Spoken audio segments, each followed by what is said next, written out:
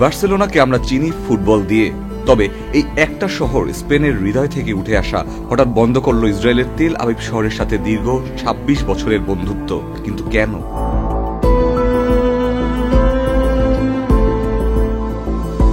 ১৯৯৮ সালে শুরু হয়েছিল দুই শহরের বন্ধুত্বের চুক্তি। সংস্কৃতি, বাণিজ্য, শিক্ষা সবকিছুর আদান প্রদান ছিল তার অংশ। কিন্তু ২০২৫ সালের মে মাসে এই বন্ধুত্বের ওপর ঝড় বইল শেকড় থেকে শিখরে। বার্সেলোনার সিটি কাউন্সিল স্পষ্ট ভাষায় জানিয়ে দিল তারা ইসরায়েলের সরকারের সাথে আর কোনো ধরনের সম্পর্ক রাখবে না, কারণ যুদ্ধ। একটা কথাই উচ্চারিত হলো, অমানবিক। বার্সেলোনার মেয়র হাউমে কলবনি বলেন, গাজায় গত ১.৫ বছরে যা ঘটেছে তা এক কথায় সহিংসতা। যে দেশের সরকার মানবাধিকার লঙ্ঘন করে তার সাথে আমাদের সম্পর্ক রাখা যায় না।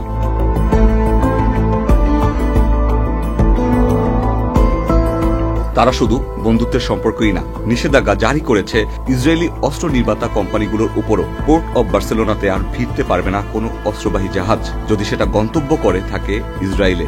বার্সেলোনা দেখিয়ে দিয়েছে শুধু রাষ্ট্র না, শহরগুলোও চাইলে পারে আওয়াজ তুলতে, মানবতা আর ন্যায়ের পক্ষে, নিপীড়নের বিরুদ্ধে। Ikhtiyar Ferdous, channel I.